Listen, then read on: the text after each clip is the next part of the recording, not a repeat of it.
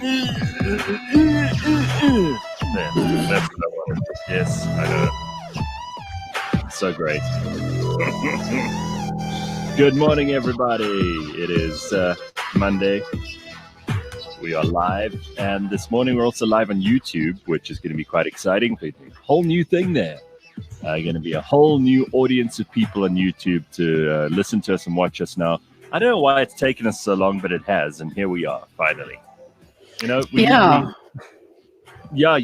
right. Yeah, I agree. Yeah. I mean, we were pioneers in most aspects, but you know, right. There's a YouTube channel I watch called I think it's Dutch, Sterren de Tube, so stars of the tube, and now we can finally be Sterren de Tube. You know, I've always wanted to be a Sterren de Tube. How the hell do you end up watching something called Sterren de Tube? How do you even find that? It's a good daily fix of everything that's happening on the internet. You won't miss anything. Oh, wow. Okay. Do they speak in Dutch? No, they don't speak. It's just a number of clips put together. They don't speak? They do like a best of the day, and then they do a best of the week and a best of the month. But that way you'll never miss the best animal videos. And it just takes up a few minutes of your day. All right. Snowing, best fails, best wins, cute videos, serious ones. Yeah, it's pretty cool. You just said best wind. So is that like a fart competition or something that we don't know about? You know, it's funny you say that. Last night I fell asleep to watching fart TikToks. I don't even want to know. Actually, I do. Tell me what it is. No, so there's one of the trends is to fart in front of your boyfriend for the first time and record it. No, it's so funny. I wanted to die, because obviously, you know, if it's a girl-guy situation, the girl's supposed to be the lady, and so when she farts, it's just funnier, and she usually finds it funnier. He's disgusted and leaves the room, but yeah, it's pretty funny to watch. I had a few tears before I slept. Yeah, we've discussed this so many times, but like your separate bathrooms is a big key to some of the most successful marriages in the world. That's obviously if you can afford separate bathrooms, or there's got to be use of a different place by one of the partners in question. And there's something so funny about farts, but not funny when it's your significant other, your life partner. Suddenly it just isn't funny anymore. Look, it's inevitable. It's inevitable. So, you know, let your first time, if not by accident, be recorded. It's one for the books. You can keep it in the flip file, and then it's over and done with. And if it happens again by mistake, it happens again. So it's a brand new month. It's the 1st of March already. And there's a lot to get stuck into this morning. We obviously want to hear from you, 0797482090 if you want to do the WhatsApp line. Otherwise, you can also get hold of us on the webinar jam, as you may have been doing for some time already, or as from today on YouTube, where we'll be monitoring the comments as well. So if you've got anything you want to say, anything you want to throw into the hat, then you can do that too. Very exciting. Very exciting. Yay. It's a whole new world. You know, they did warn me that we can't play music if we're on YouTube, because we'll be, you know, there's like a 3-strike policy. So if you infringe copyright 3 times, you're off. They'll permanently block you. And we've got 1 strike already, even though we hadn't even started. It's from a video that was posted years ago or something. So we've already got like 1 demerit. We're like entering the teacher's class with a black mark next to our names. And then we've got 2 chances left. And I'm just worried that if YouTube and their algorithm picks up Sia's singing, they're going to think they're copying the noises of hell. And then they're going to shut us down for being immoral and unethical and dangerous and all of that stuff. So And no singing. Fantastic point of view.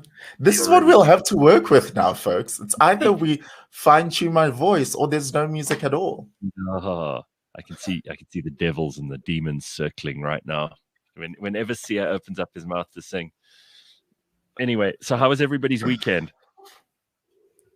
Jeez, I had a lot going on this weekend. I feel like I need a weekend from my weekend. What did you You were guys do? very social. Um, Very social, a lot of things happening with the family. I had a lot of errands to run, Yeah. but everything, it felt like I had just thing after thing after thing. I think I only watched an episode of a series I'm currently watching, and that was it really. Well, that means you had a busy weekend, because usually Yeah. on a Monday you spend your time thinking about how much of your time you wasted just lying in front of the TV or whatever. But there is good news.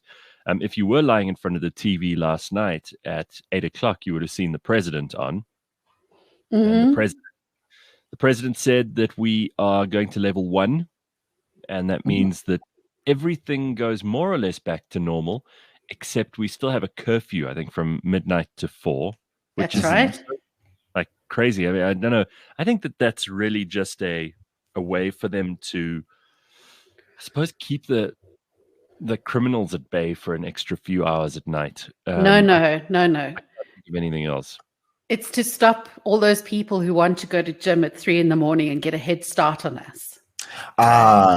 Those evil ones, aren't they? So basically to mess with them, right? Yeah. I wondered what it was. That makes sense. And of course, we know the coronavirus is really at its most dangerous between 12 and 4 in the morning. That's when it's at Yes. Yeah. Yes. It's when Everybody. it's got extra wings and it flies around faster. Yeah. Teeth, very long teeth. Hashtag misinformation, people. I know we're going to be called a conspiracy theory channel if we're not careful. Because that's Yes. Only 8 minutes into it. I know. Anytime you bring up anything that isn't stamped and approved by Dr. Fauci, then you or the World Health Organization, then even if you're joking, there's this group of people trolling the internet, and they will go and find you, and they will say, "Oh, conspiracy theory, shut them down." It's like a pitchfork bearing mob. Anyway, brand new month, level 1. There's a lot of stuff going on. There's lots to talk about today. We want to hear from you. 079-748-2090. Does it make much of a difference for you going down to level 1? Not really. I mean, I don't know what I've been looking forward to. Apparently, you can gather more than 100 people indoors and 200 people outdoors, but 250. But I'm quite happy to not go back to that anytime soon. I think you can now buy alcohol on weekends. Yes. So you don't have to stash everything on a Thursday or stock up. Right. But that's apart from Sunday, as it normally was. I think so. Yeah. Yeah. Back to the stables of what the Bible taught us. So the other thing is yes, because we're such a good group of religious people. We've been following those rules too. Absolutely. The other thing is it helps on a micro level everyone to start working better and more efficiently, especially those people who need to be in their offices. It helps them earn more, and it helps us spend more. So it just gets the economy going a bit more. Okay, well, I don't know that it's going to make that much difference to most people. I still haven't done any kind of event, and by event, I mean anything bigger than like 10, maybe 15 people in a place since March last year. So it's been a whole year since I was in a place where there were more than maybe 10, 15, even at a maximum 20 people. And that includes, I'm trying to think back to all the things I've possibly been at. There've been 1 or 2 birthday parties where there may have been just shy of 20 people, but I don't think I've been around more than that. And I'm not in a hurry. I know that the bars and restaurants are definitely starting to open up, and people are easing up on, kind of being in crowds like that, which is awesome because they've got to get going. We've got to help those places to recover, the ones that have survived. But I don't know. I mean, it's still on my agenda to do that stuff. I don't know. Does it make any difference to you? Not to my life directly, but I think of people who have had to put their weddings on pause, for example. yeah. Now you can have an outdoor wedding and you invite 250 people. Funerals are still a bit of Is it tight 250 and or 200? 250 people outside, 100 people inside. Well, everything. I was going to have 250 people here, but now now that I know that that's legal, I'll maybe just round it down to 200. Sure. Funerals, you still can't have late night vigils, and you can't have people over the evening before the funeral. So I think you can just have the funeral service of 100 odd people. But yeah, I'm thinking of things like that. So can people now have mini graduation parties or things? Were you planning a funeral, Sia? I mean, that sounds almost to me like you were planning something. You never know when you have to, Gareth. All right, well, let's find out about some of the things happening in the world this morning. We'll get to headlines properly at 6:30, but it's always nice to start off with something like this. Apparently,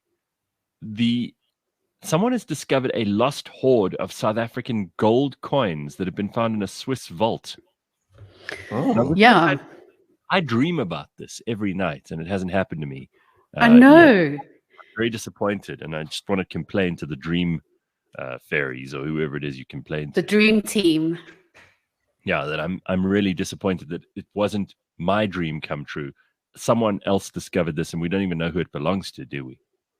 No, I mean, this is like a real modern fairy tale, a modern treasure discovery. Right. But it's all gone down in Switzerland, where in a Swiss vault, bank vault, they discovered all of these Kruger rands. And they're known for having disappeared in bulk a number of years ago, in the late 1800s, I believe. And there's been a worldwide search for them ever since, and I'm sure most people have given up. Yeah, but yes, they've the Kruger millions. The Kruger Pond, the Kruger Pond. But that's what they are. No, that's what they're called. Right. Ponde, Kruger Pond, and they found them. So they'll probably go on auction now. So I don't know if they were found in some family's vault or some company's vault.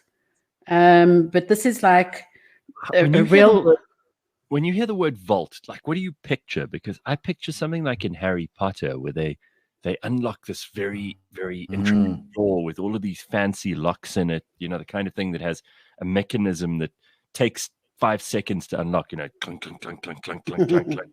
And then it goes, yes, and then something moves, and then when it opens up, it's like this huge big room with these very, very thick walls, obviously, to protect everything in the vault. And then you've got just treasures, gold piled up and artifacts. Yes. Yeah. Usually I'm the one with the wild and vivid imagination. Yeah, but I just expected those clinical ones where you go in with a key and they leave you alone for a second and you just open a single drawer. No, when I hear vault, I think of where my second husband will take me for our first date to show me the life that he has in store for me. That's what I think. Well, in truth, I mean, I closed it down, but I used to have like a safety deposit box at the bank when I still had like cash and that kind of thing lying around. Back in the old days when we all had cash lying around. It wasn't even a lot. Those are so fabulous. Yeah, but it's just a little box, basically. It's a little box with a key, and you get to keep 2 copies of the key. I think the bank keeps 1, but they actually have to fetch it from some vault, and then they bring it to whichever branch you ask them to. And it's got a number on it and a sticker with, it's not, I don't think it has your name, just has a number. And then you open it, but it's like a drawer, basically. It's about the same depth and width as like a kitchen drawer. And then you put whatever you want to put in there. You could put a watch, or you could put a ring, or you could put some cash or whatever. And obviously these people put some Kruger rands in. Kruger. So how much in Kruger Ponda how much gold was in the safety deposit box / vault? So I'm just trying to see if they mention it, because I actually haven't seen an amount. they call it a trove of coins, man. a hoard of coins. Now you see, when you talk So- like that, it gets my hopes up. Like it's Yeah. some kind, great Um, treasure trove. So they were stored in the Netherlands, firstly, during the 20th century. And this is part of the Lost Hoard, which is actually numismatic community. That's what they call it. That's what they're known by. And they were found independently. They were found they were graded by an independent board in Florida in the US. Each coin has been individually graded, certified, and slabbed. Not stabbed. Oh. I mean, who stabs coins? Stab. Wow. So the authenticity has been confirmed as between 1893 and 1900. Wow. They're currently in possession of the SA Mint and are available for purchase along with the 2019 limited edition Privy Marked Krugerrand. And this is what's known as the remnants of the Transvaal gold that went missing. So that is where Kruger's millions went then, because people have been digging up various locations around the country. They thought maybe he'd buried it in the Kruger National Park when he left the country. So old Paul Kruger, if this is his stuff, if this is the trove that he tried to hide away, because this is legendary.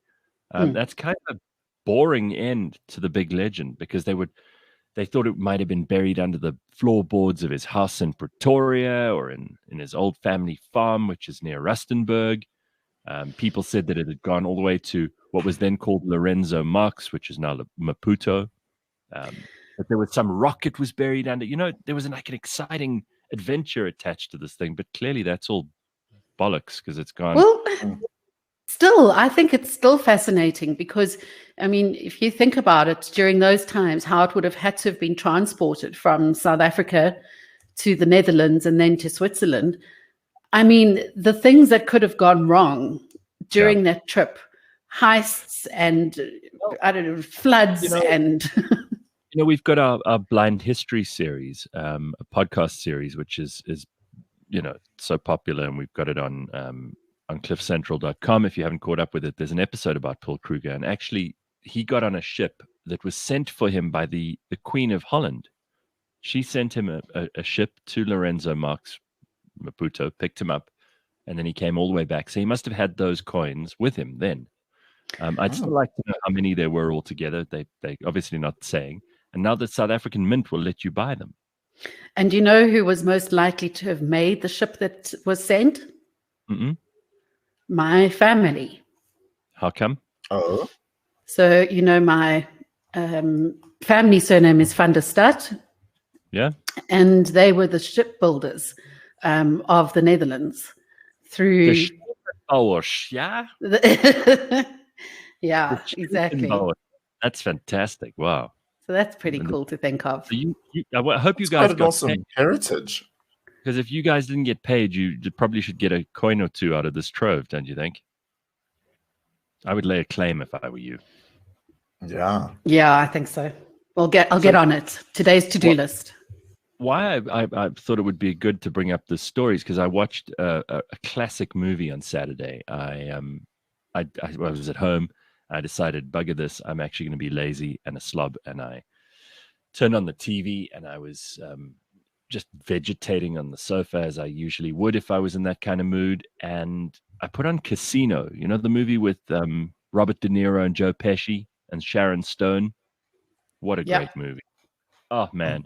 It's like a great Las Vegas mob movie. And in the movie, Sharon Stone is a druggie, and she's married to Robert De Niro's character, Sam Rosenstein, I think his name is.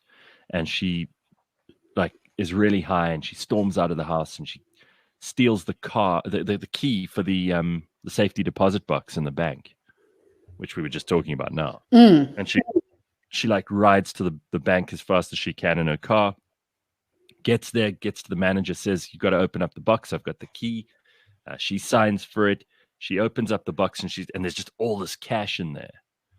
And she puts it all into like a duffel bag and throws it into the boot of her car. And he can't do anything about it because she's one of the signatories for the safety deposit box.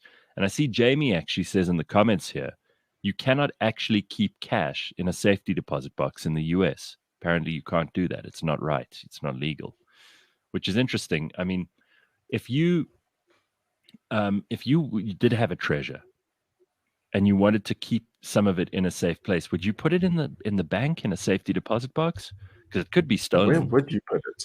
Where would you put it? I mean, if you were Paul Kruger fleeing the country and you wanted to hide your gold somewhere, obviously a Swiss bank account's a good place to put anything because those are pretty safe, and it's taken us 100 years, 120 years actually, to discover these. Well, let's be realistic. If it was these times, I don't think the likelihood of keeping your stash in your house is going to be really a good outcome because of crime, etc. Yeah.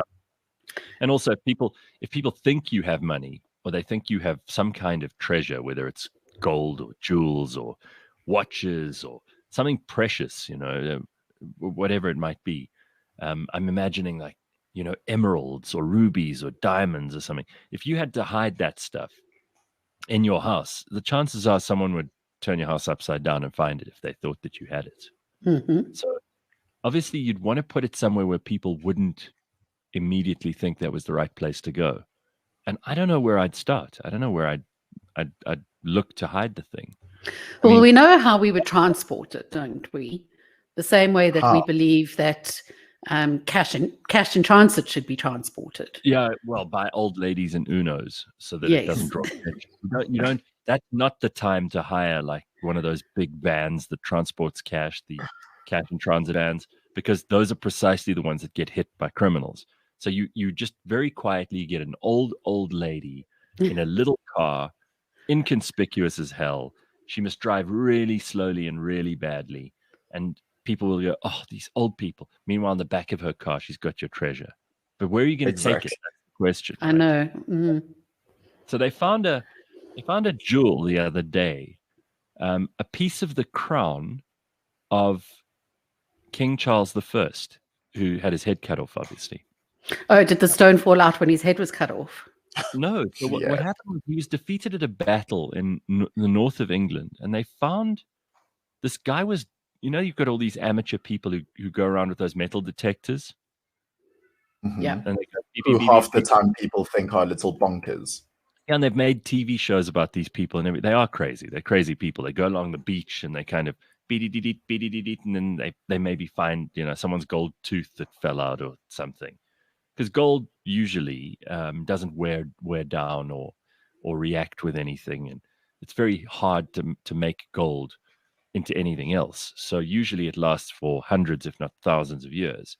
Anyway, this guy, he was searching around the north of England, and he dug around under the base of this very old oak tree, and he found a jewel. It's probably about as long as your index finger, and it's like shaped in the shape of it's solid gold. It's in the shape of a king with a crown on. It's got a little bit of enamel and some lettering on it. Now apparently it comes off the original crown of King Charles I. So that would be one of the very, very rare pieces of the crown jewels before Cromwell melted most of them down and sold it as gold or silver or gemstones or whatever. And this was maybe hidden away by the king's men when they were running away from the field of battle. I think at Naseby or one of those battles, Lewes or I can't remember which one it was. Anyway, he must have dug a hole. They must have dug a hole and hidden this thing under the tree. And here it is, 500 years later, and it's been dug out from under the tree. So that just shows you if you really hide something well, they might only discover it a couple of 100 years after you're gone, but you'll be the only person who knows. And do you remember in Shawshank Redemption, I think it was, they hid some cash in a box under a tree as well? You better remember which tree it was. Can you imagine digging? Yeah, that's the tricky part. You've dug up like 10 trees and you still haven't found your treasure again. It's pretty amazing. I love these treasure hunt stories. It just makes me really excited. I don't know why. All right. Yeah, cool. So there's a couple of stories of people finding treasure. Now let's all go out today and find our own, right? That would be nice. I'm sure there's something hiding in my parents' house behind like the exercise equipment that no one has touched in 10 years. Like there's like 3 things: a juicer, a yogurt maker that no one ever uses now. I'm sure there's something behind there. You reckon they just piled stuff on top of it? Worth investigating. I wonder if there are people who've been buried with precious things. You know, Oh, like yeah. Egyptians? the ancient Egyptians. Like if people have been, they said in their will, you better bury me with my wedding ring on, for example. You know, that happens What to people. for? I wonder I know. if I wonder Stupid, right? because when these days, I don't know, in my culture at least, we just do cremations, so we What's don't. yours? I don't know. There. Who knows? It's a mishmash. But let's just say that everyone I know, besides a handful of people, cremates their loved ones. So we never get the chance to think about burying things with bodies. But I wonder if you're actually allowed to do things like bury someone's cat with them, or Um, an item of sorts. You can't bury something live with them. Obviously, that would be yes. completely. No. Let's say the lady was really connected to her cat and the cat died when she did. Would you be allowed to bury the cat in there? I don't see why I think not. so. I don't know who's going to stop. I think it was 2 years ago. There was the story of this rich person in Nigeria, I think, who was buried with their car. Was that Queen of Vagina? No, it wasn't Queen of Vagina. I don't know how. Like, I think the corpse. She's the most famous person in Nigeria I can think of. And she is undoubtedly. We haven't played her song in a while, actually. And we're not gonna yeah. No. I don't know if the corpse gets put into like the driver's seat and then they just put the whole car in there at all. No. Yeah. But when it comes to someone like Aretha Franklin recently, she had, while she was still lying in a state of wake, she had outfit changes as per what her instructions. She wanted outfit changes over the days, and then finally she was buried in like this big poofy gown that looked like a giant red rose. Well, let me tell you, Sis Ree, as we used to call her, close friends. From Motown. She was a big woman, so to change her would have been a very tough task. I'm glad that was not my business. With dead weight. I don't want to think that my corpse was being flopped around and put stuffed into different outfits. Yeah, just leave me be. Really. Whatever I was wearing, like tracksuit pants and a vest with food stains on it. Just no. Put a blanket up to here and it'll be fine. No, you have last night's cheese sauce on you. I heard a really bizarre story, and it only stuck in my head because the person who this happened to is like in their 40s, and I thought, wow, that's apparently this guy. And I thought of you, Leigh-Ann. This guy had sleep apnea.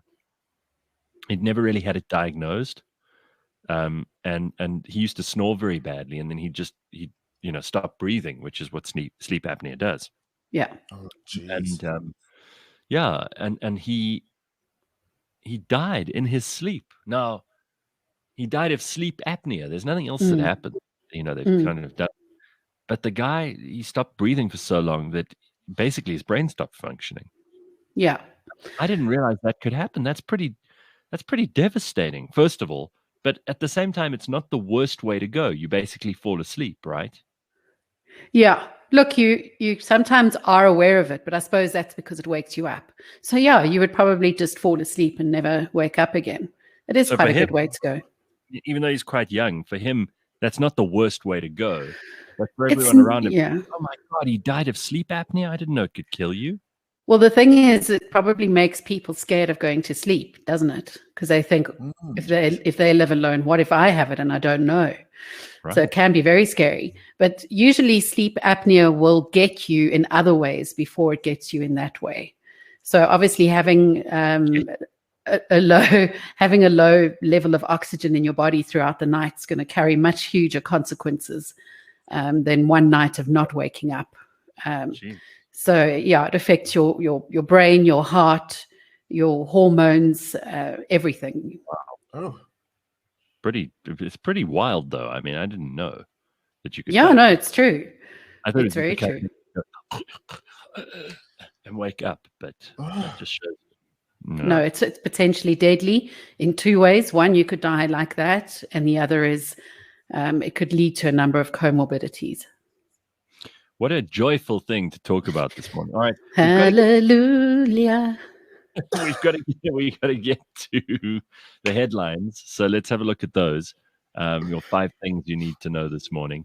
First of all, have you smelt anything foul in the air? And I'm not talking about anything that you know is your fault. I'm talking about a general foul smell in the air around Johannesburg and Pretoria. Because some people have been picking it up, yeah. So someone said to me, there's a lot of sulfur in the air, and it's coming from the power stations in Mpumalanga, right? And there are elevated levels of sulfur dioxide. That's the stuff they use to preserve, like dried fruit, for example. And it's not deadly poisonous, but it definitely has a smell, sulfur dioxide. And then there's hydrogen sulfide, which smells like rotten eggs. That's very poisonous. And they say that there are elevated levels of both of those gases believed to have caused the stench in Mpumalanga and Gauteng. Government has launched a probe into the cause of the stink, and the findings will be available once completed. Can you imagine being in charge of the probe to find the stink? We're probing the stink. I work for the government department that are looking for the probe, or what are trying to find out the stink. That's what they actually said in this article. I'm not using different words here. So the stink is believed to have been a combination of the gases. Officials from the Department of Environment, Forestry and Fisheries in the Gareth district municipality in Mpumalanga visited the Sasol Secunda plant on the 18th of February. And they went to check on it. Secunda is just disgusting. We should just shut that whole place down. Oh, Gareth. Such a disgusting place. It has a massive function. What? Putting farts into the air. Please help them out, Leigh-Ann, because I don't know anything. Secunda is easily one of the most dreadful places I've ever been to, and I'll explain to you why very briefly. It looks like Mordor from Lord of the Rings. It's got these chimneys that are pumping out fire and gases and smoke and steam, and it's gross. I mean, if you live in Secunda, you've got probably about a 99% chance of dying of some kind of lung problem. It's just a gross place. Is it just arid there? Well, there's this hotel, and I know Ben has been there because he's played golf on their golf course.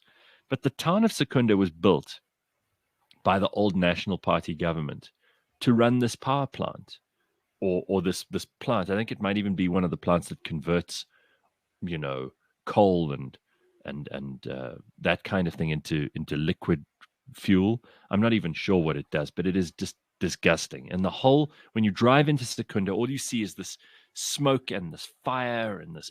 It really looks like the most industrial place in the world. And the town itself is, I suppose, like any other little town, except it's got this hideous thing as a backdrop. And there's this hotel and this golf course in the middle of it, which, if you look the one way, looks not so bad, but if you look the other way, it genuinely looks like it's the borders of hell. It's easily the worst place in South Africa I've ever been to, easily, by a long way. Okay, so you clearly are not doing a bit of a staycation there. Hell no. If you ever tell me I have to go to Secunda again, I'll do anything to go the opposite direction. So apparently they've been looking into this place because that's where they say it's coming from. Initial investigations have shown that sulfur dioxide levels were in compliance with ambient air quality standards. Levels of hydrogen sulfide, that's the more dangerous one, were found to have been elevated at times during the week in question. Extreme peaks were noted at Lebohang and Springs monitoring stations. In Pretoria, hydrogen sulfide measurements at the South African Weather Service station in Irene Centurion showed that hydrogen sulfide exceeded the World Health Organization recommendation on Whoa. Oh, hot 15th damn. and 17th of February, with the highest peak at 61 parts per billion. Now, that doesn't sound like a lot, okay? But let me tell you something. If you have hydrogen sulfide at something like 1 part per million, it can kill you. Okay, so this is not good. I saw there were warnings to people who have compromised lungs and to the elderly to stay inside. But what good does that do? The air is obviously going to, excuse me, Yes. the air Sorry. is obviously going to come into the house. So it comes through vents and windows and things. You can't stop that. You can't. No. Like, it's in the air all around you. It's so disgusting. Like, I don't know what to say about this. Anyway, they're going to investigate and they're going to find out what the cause of this was. So it has been recommended that other sources could have contributed to the odor that was experienced in Gauteng. There's always another source. Wastewater works. The findings of the probe will be made available once completed. A stink probe. In the second big story of the morning, police killings cannot continue to be overlooked, according to Pop Crew. That is the Police and Prisons Civil Rights Union, Pop Crew. They're distraught about the continuous killing of officers by criminals. You know, in America, we've got, people worried about the police killing innocent civilians. Well, in South Africa, we're also worried about innocent civilians killing the police. So then they're not innocent. 2 cops were attacked in the early hours of this morning in Bloemfontein in Cape Town in what has been described as an apparent ambush. Apparently, the pair of police people were on patrol when they were attacked by unknown suspects. The service pistols and cell phones were found missing, and they killed them. So we've got to investigate this. Obviously, the police union is not the only group of people who's worried about this. And one of the people who died apparently was General Ketla Sitole was not one who died. He's the one who's conveyed his condolences to the families of those 2 police people. But last week, 2 officers were killed in a hail of bullets in Pietermaritzburg, while another was laid to rest after he was attacked by a man in Limpopo last week. So in just a week, that's 5 officers down. Well, that's a fairly scary number. And, police have a tough enough job when they're not being killed. So you can imagine. Then another fuel price hike is on the horizon. I'm sorry to tell you this first thing on a Monday at the beginning of a new month. Yay. Motorists will have to dig deeper in their pockets from Wednesday. The price of petrol is expected to increase by 66 cents a litre. Diesel will go up by 57 cents a litre, and there will be 49 cents per litre rise in the price of paraffin, which some people still use to cook. The Automobile Association said that the latest price hike is due to an increased economic activity because of the global rollout of COVID-19 vaccines, firing demand for oil and subsequently higher prices. So the very vaccines that we are all hoping will keep us safe from COVID-19 are costing us a whole lot more as well. Yeah, it's how the world turns. Also, the rand has performed well against the dollar, but that's not enough to ease the climb in petrol prices. And the AA, the Automobile Association, have noted they were on an 8-week streak of price hikes with no sign yet of a ceiling. So even though you might be driving a little bit less since, our lives have changed with lockdown and all the rest, it's going to cost you more because the petrol price is going up. Myanmar is still undergoing a huge amount of social unrest and tension. There are protests all over the place, and the police have fired on protesters in Myanmar. Apparently, they've killed at least 18 people, according to the UN Human Rights Office. Deaths were reported in cities including Yangon, Dawei, and Mandalay, as police used live rounds and tear gas. Security forces began the crackdown on Saturday after weeks of largely peaceful protests until the February 1st military takeover. Government leaders, including Aung San Suu Kyi, were overthrown and detained. So the people of that country are outraged and are taking to the streets. Unfortunately, some of them are dying at the same time because police are trying to reclaim authority in various places. And finally, Donald Trump says he has no plans to launch a new political party. He told the conservative conference in Florida, the CPAC conference, that it would split the Republican vote. In his first speech since Joe Biden became president. I don't know how he's managed. That's probably the one thing that he said that's actually made sense. Well, I mean, first of all, can we just give this this guy a minute, because he's been holding back. This is probably the longest Donald Trump has ever shut up in his life publicly. It's probably about 40 days or close to it since he's. Can you imagine how he was going crazy? We know the inauguration was on like the 20th of Jan, right? Right. Yeah, so, and then the whole of Feb he kept quiet. Okay.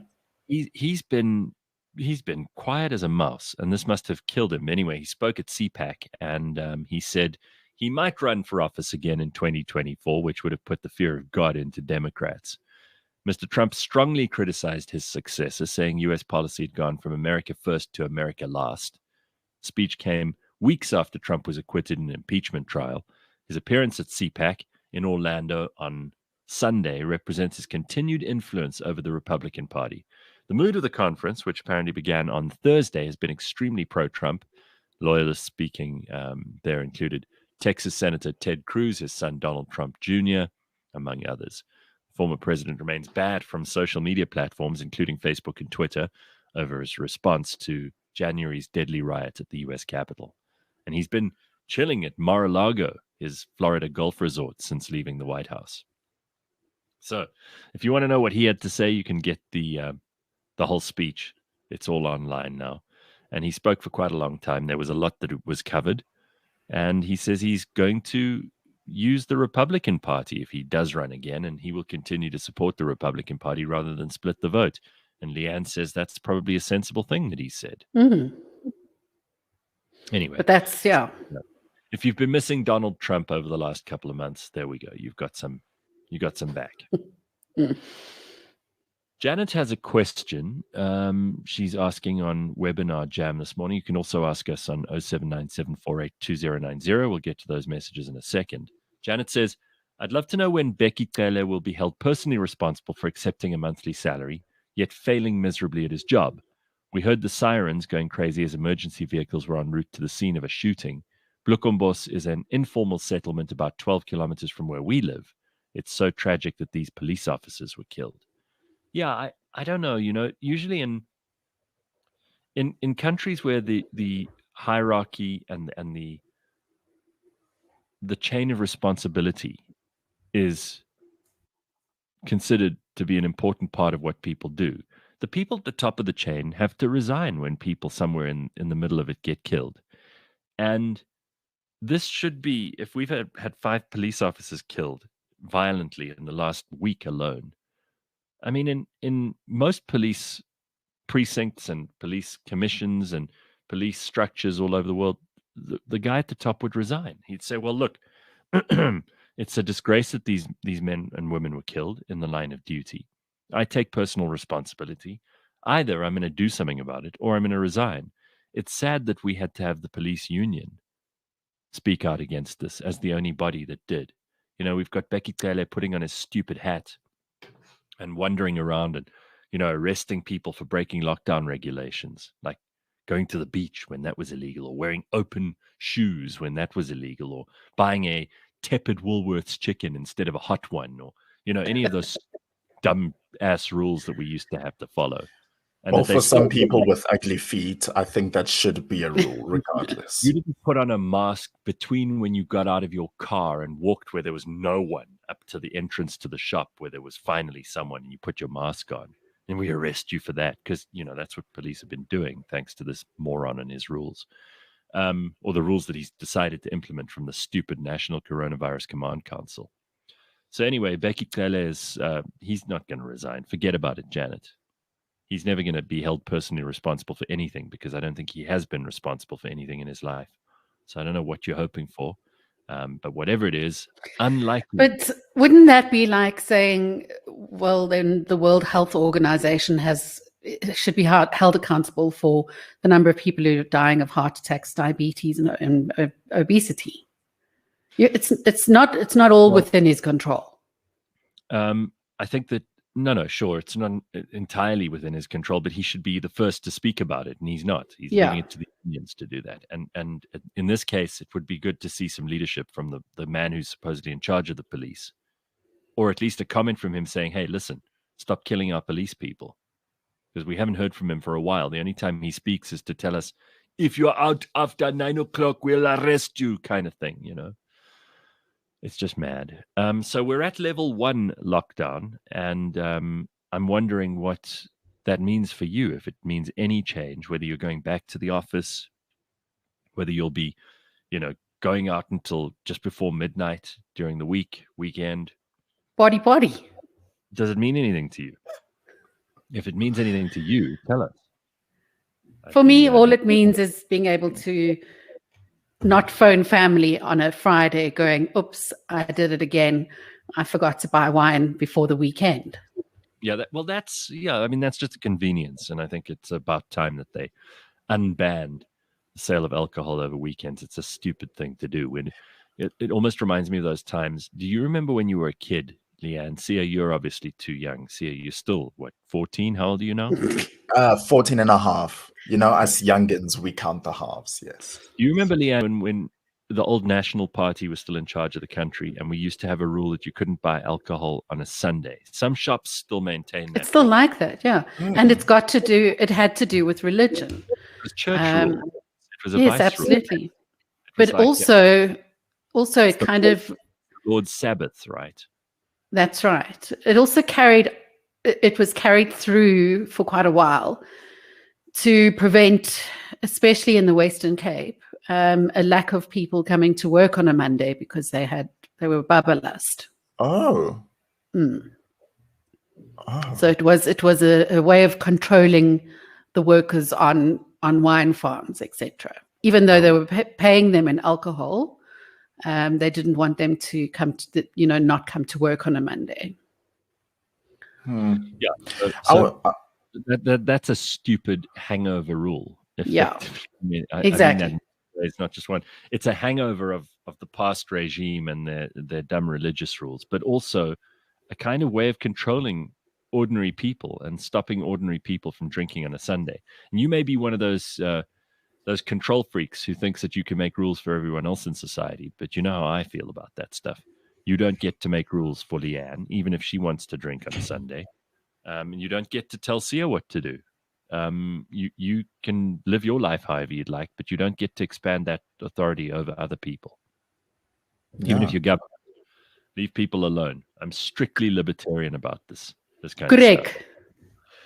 So there's just certain gray areas that I'm not understanding with moving to level 1, and why specifically level 1 and not just, hey, go and live your lives now.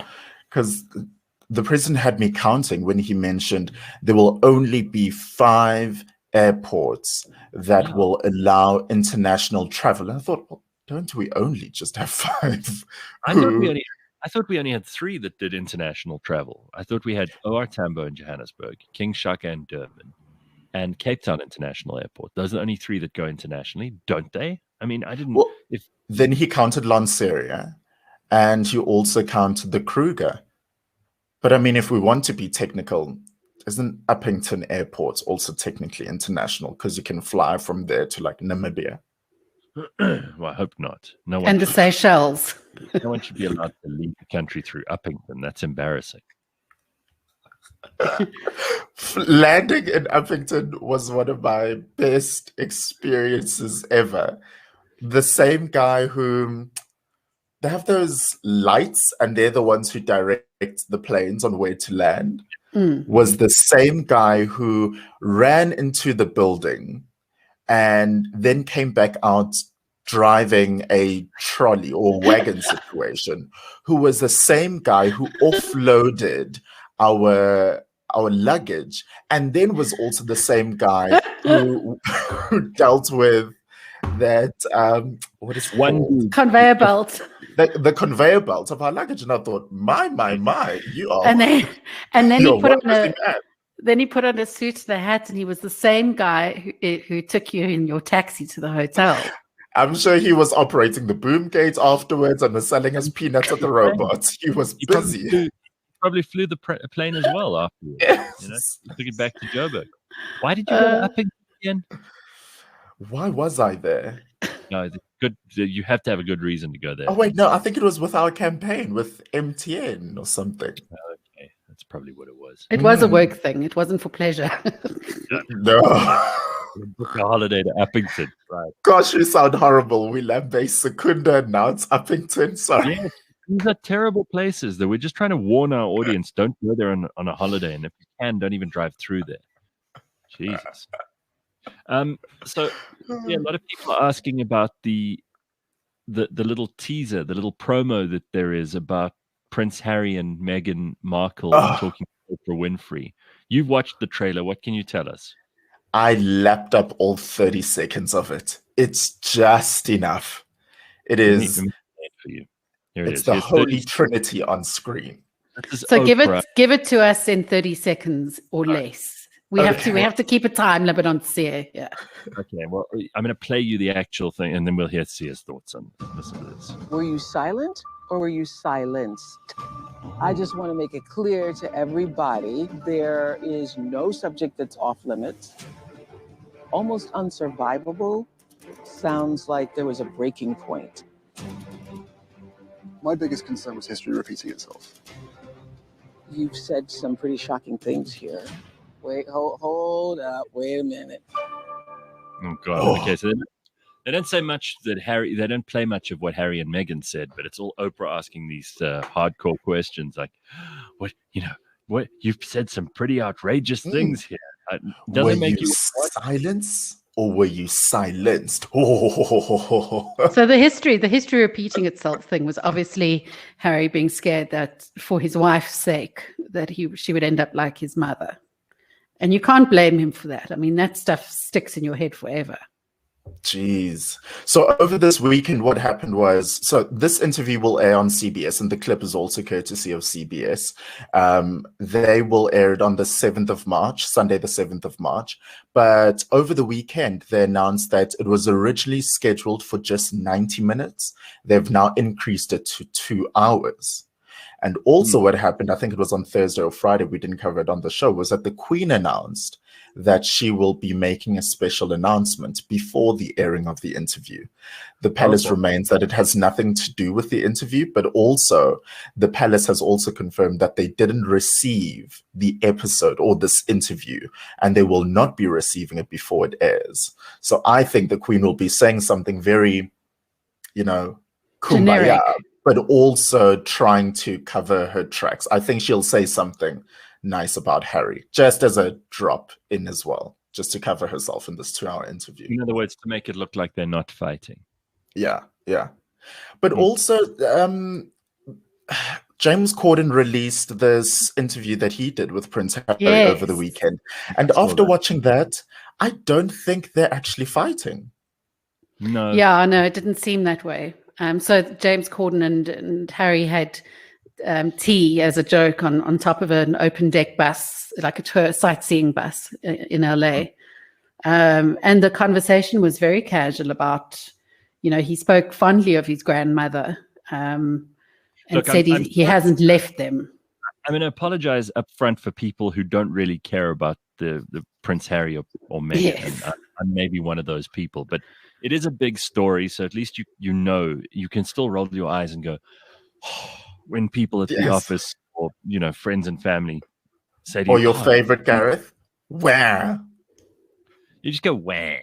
But at least you'll know what's going on. And that's kind of why I'm interested in this, because I could care less about Harry and Meghan. But here's James Corden talking to Harry. And it looked to me like quite a cool interview on top of the bus. They had a tea tray there and, it was making high tea on top of the bus while James Corden was giving Harry a tour of LA. We all know what the British press can be like, and it was destroying my mental health. I was like, this is toxic. Yeah. So I did what any husband and what any father would do, is like, I need to get my family out of here. But we never walked away. And as far as I'm concerned, whatever decisions are made on that side, I will never walk away. I will always be contributing, but my life is public service. So wherever I am in the world, it's going to be the same thing. All right, so that's basically the and James Corden had a very fun interview. Like they FaceTimed Meghan from outside the Fresh Prince of Bel-Air's house, and he jokingly said they should move there because then he can be the new Fresh Prince of Bel-Air. And there's a clip where Harry is singing in West Philadelphia, born and raised on the playground is where I spend most of my days. All that stuff that any white guy can rap. Which, by the way, I definitely think he was prepped for. There is no way Prince Harry knew the lyrics to that. See, how old is Harry? He's just a bit younger than me. He's maybe 8 years younger than me at most. Not even. He's like 35, I think.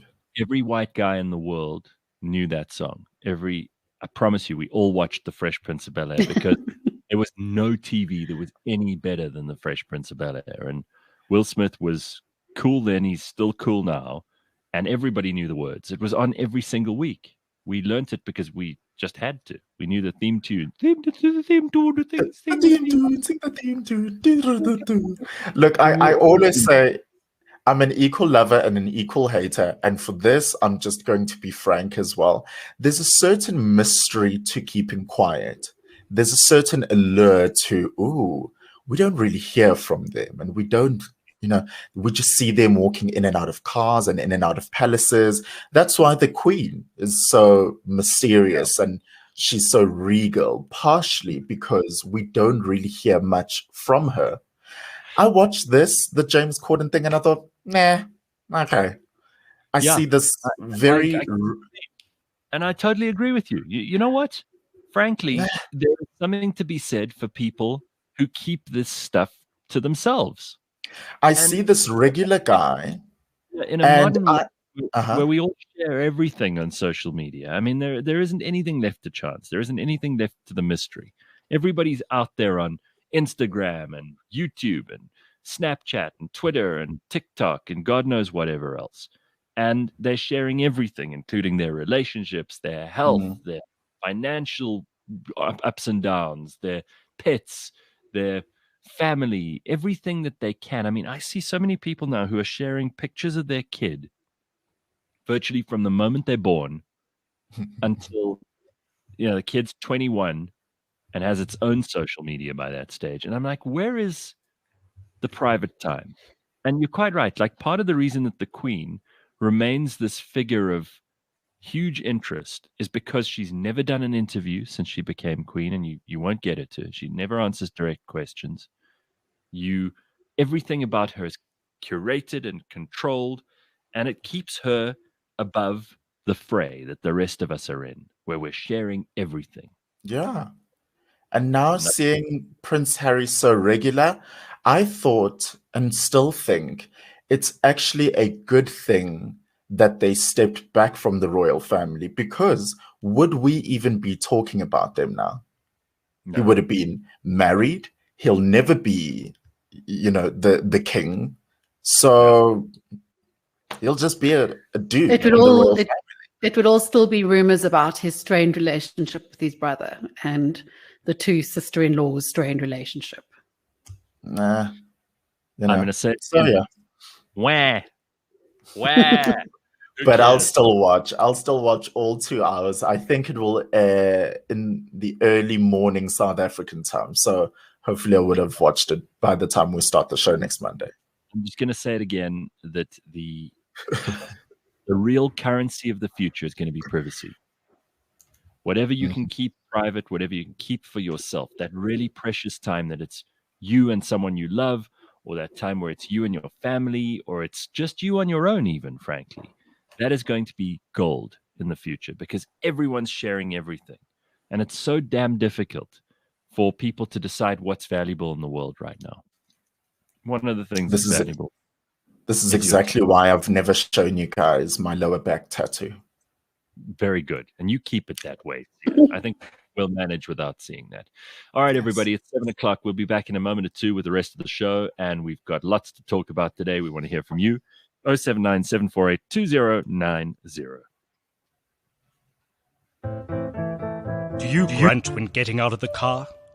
Creak when getting out of bed? Do you walk into a room and forget why? Are you having trouble in the sack? is the hump in a slump? Join me, Chris Haven-Smith, and Dr. Mark on the T-Health Show every Wednesday morning at 9 a.m. where we talk to medical and allied professionals about those serious and not so serious medical lifestyle issues. The T-Health Show, sponsored by the T-Clinic. The T-Health Show is available on podcasts. Subscribe on Apple Podcasts, Google Podcasts, Spotify, or wherever you listen.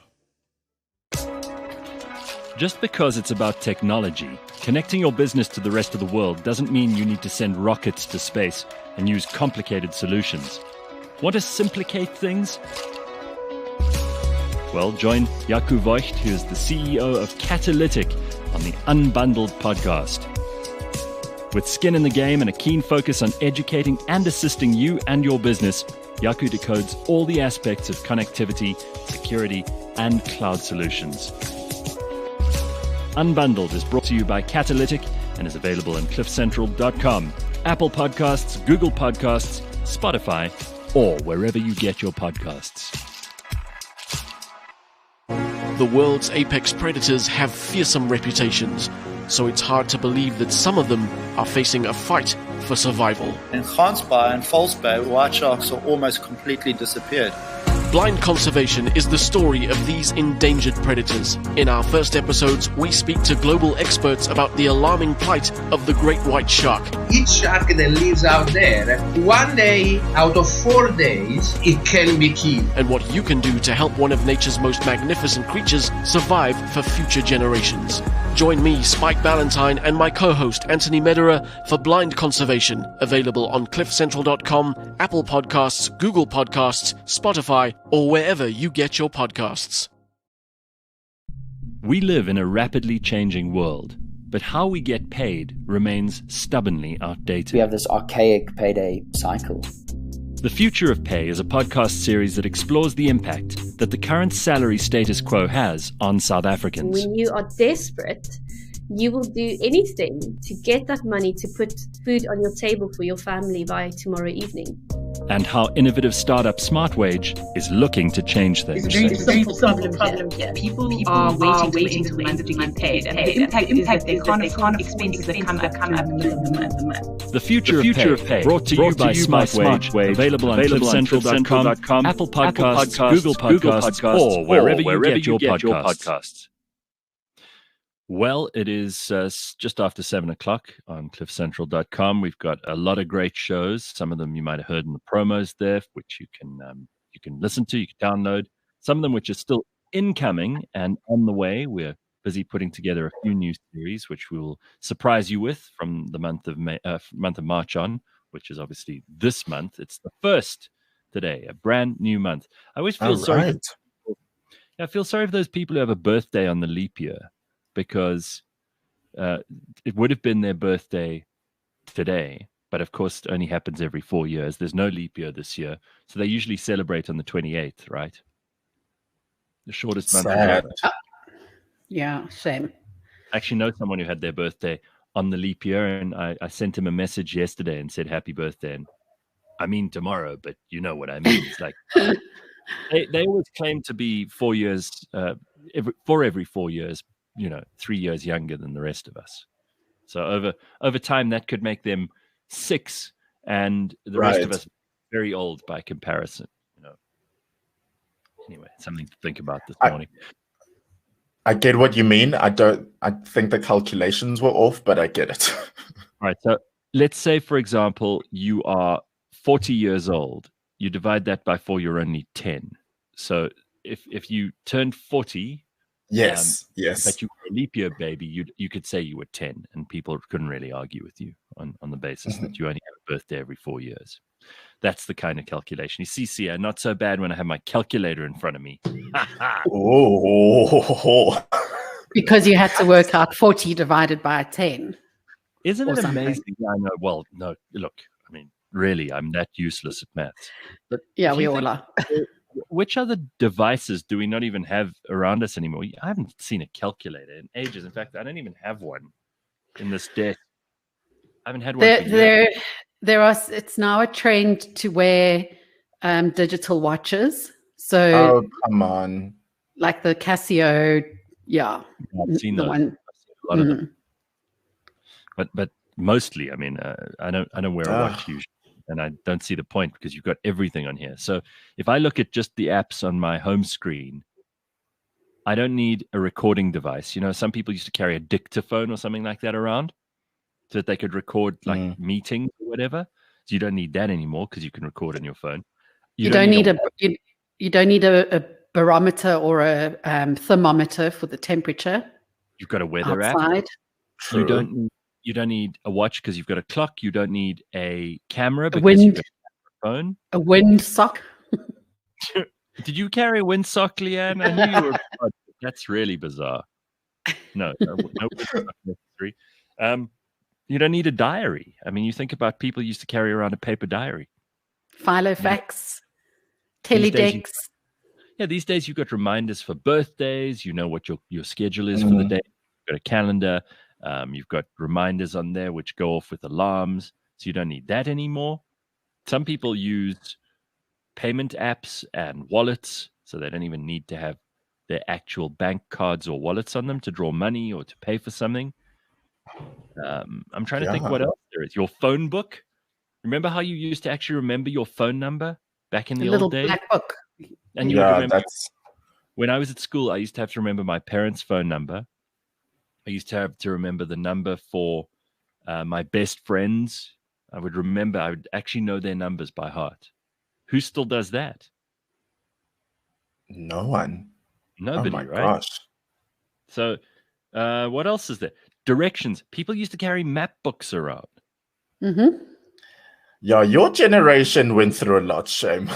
It went through a heck of a lot. If I gave you and your generation a map book, they wouldn't know what the fuck to do with it, right? No, really. I think I was living in Johannesburg for a good almost a year or a little over a year before I started remembering street names.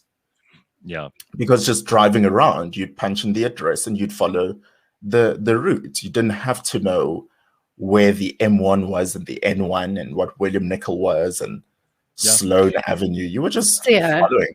When you put on your direction app and it says go east, do you know what that means? No, and I don't care because it will eventually tell me where that is. What, do I have to look at the sun and go, where did the sun rise today? That's sad that you don't know. I mean, I've always had such a good sense of where north, east, south, and west are. Well, you're upset that is a useless skill now. Yes. You're upset that Sia doesn't need that in his life and you had to learn it. Yeah, this is I have to make a concerted effort to remember the sun rises where and lands where. That's how off it I am. It just rises in the east and sits in the west, right? That's right. Yeah. What other apps and things have replaced devices? Because I think we've covered a lot of them, but another one that's the calculator being the one that started all of this. And you get period trackers and ovulator trackers. You get how many weeks pregnant you are and what it means at that stage. Babies development apps, so that cancels out a whole lot of books. Cameras are on our phone. And all of these things we've discussed doesn't even begin to cover how much of our news or our connection with family and friends, which used to be via the telephone or actually seeing them in person. Those things are obviously a whole different world now as well. Your health. We had to phone the lady in the box to check what the actual time was to set all of our clocks. What? Yeah. Wait, what are you? No, I thought you were joking. Who would you have to call? Used to call 1023. Let me see if I can do this quickly. Hang on. I'll do it right now and you can hear it. And it's just someone there's a recording of someone who tells the time. It's 1023. Listen to this here. You've never heard this before? This is amazing. What? Your balance. Oh no, that's no good. That says my balance it's gone. I think it's gone, Leigh-Ann. I don't think Sia, please tell me that you're joking, that you don't know what we're talking about. Wait, just run it past me again. Maybe I am maybe I'm just You would dial in the minority. I think the number was 1026. You dial it, and if you needed On to your set landline. Yeah, and if you needed to set your watch, for example, you dial it on your landline. And when we started having cell phones, you could dial it as well. And it would go, when you hear the signal, it will be 7, 11, and 10 seconds. Beep. Wanneer jy die senior, dan sal it. Yeah, exactly like that. So you would have 4 house clocks in front of you. You know about this? I have never heard of that. Ever. You'd have 4. You'd gather all the clocks and watches and alarm clocks from around the house, and then you would listen to the first one and do it by the second. We even met the woman who used to do it, because we all had it in our minds that this poor woman was sitting in the box for 24/7. And then off of the right one, you would then set all the other clocks. Correct. That is so sad.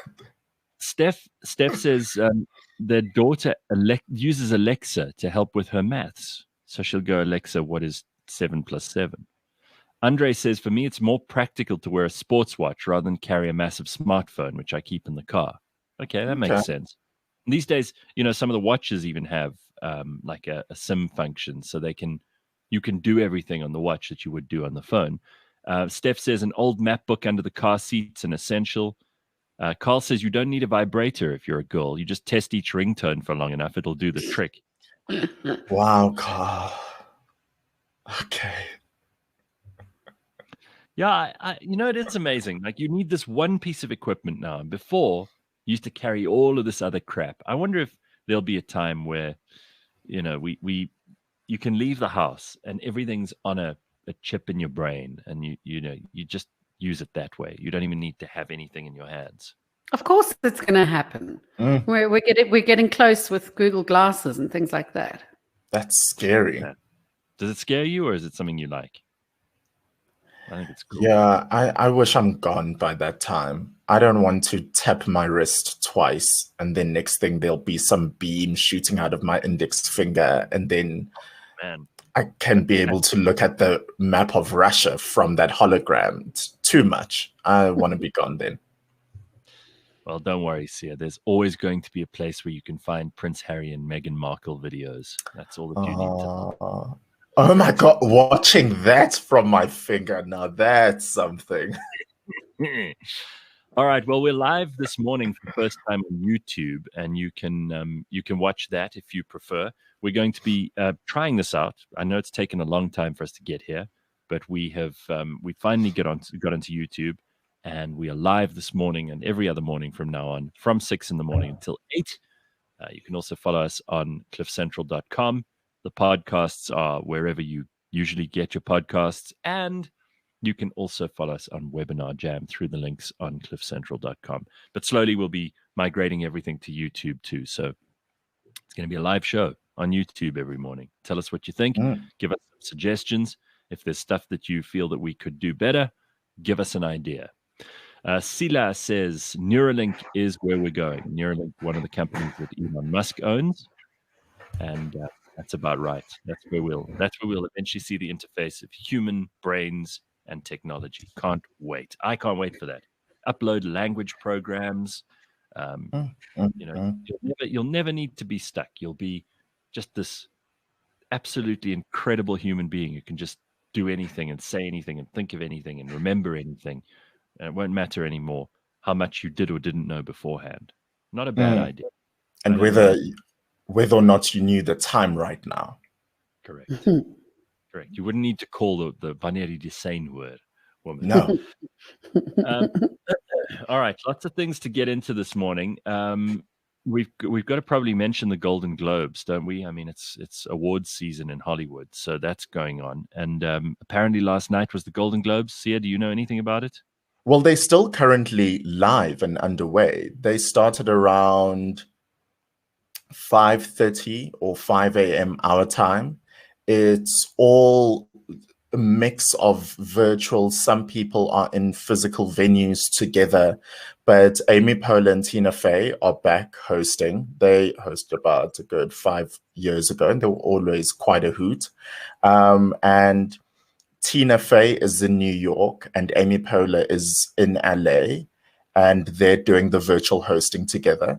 But then you have people like just dressed up in their homes. These are the people who are nominated.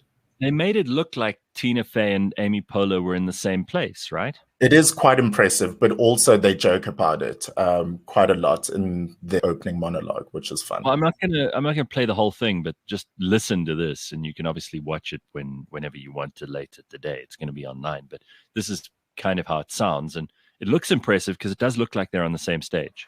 I'm Tina Fey, coming to you from the beautiful Rainbow Room in New York City, where indoor dining and outdoor muggings are back.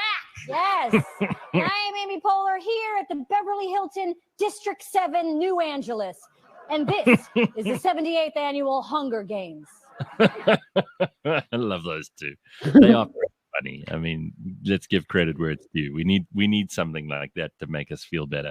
And frankly, you know, I don't care about the awards. I don't care about the Hollywood stars. I'm not interested in any of that. But I love the comedy. I do hope they have a go at some of the celebs as well, because it's been such a year of like celebrities trying to look like good people when they're really just like the rest of us, not necessarily better or worse. So I've always loved when Ricky Gervais did these things, and he used to do the Screen Actors Guild, the SAG Awards. SAG Awards, right? I think he's done the Golden Globes as well. Which one was it? It was the Golden Globes where he. Because that is not the Screen Actors, it's the Hollywood Foreign Press Association, the Golden Globes. Mm-hmm. That's the one that Ricky Gervais did where he tore into everybody, right? Yeah. Yeah, it was the bravest. That's one of the bravest things I've seen on TV. Just magnificent. You can't fault the guy. These Golden Globes made me realize I have not been watching anything new recently. No. So do you know anything about the shows that won? Is there anything that we would recognize there? Because I suppose under lockdown, people have been watching more TV than usual, right?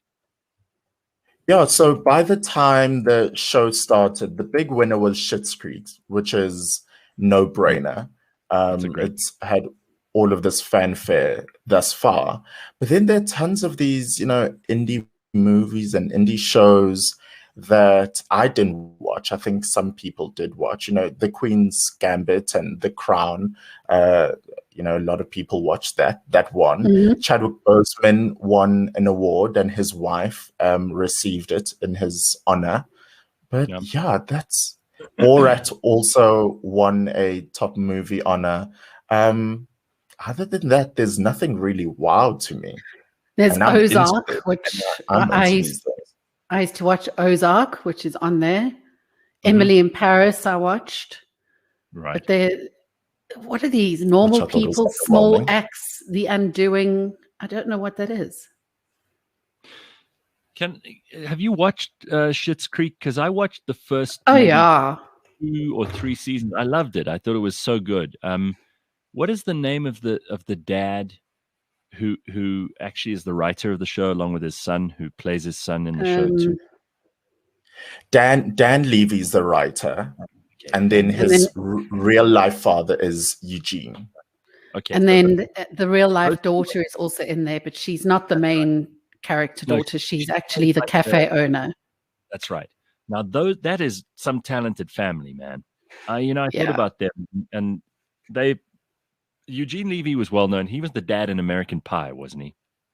Mm-hmm. Yeah, he was the one who caught one of the characters with his in the pie. In the kitchen. Correct. So Eugene Levy's well known. He's big bushy eyebrows, and he's a terrific actor, but he's also partly, I think, producer and writer for this show. Daniel Levy's his son, who is like the main character, I would say, of the TV.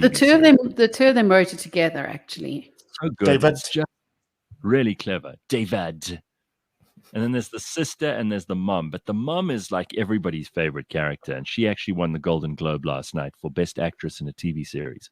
So here she is, Catherine O'Hara. Now, interesting thing about her, she played the mom of Macaulay Culkin in Home Alone. Ah. So if you think you've seen her before, that's probably where you would have seen her. Mm. And she was in Beetlejuice. Yeah, she's been in, one of my favorite a lot of movies. stuff.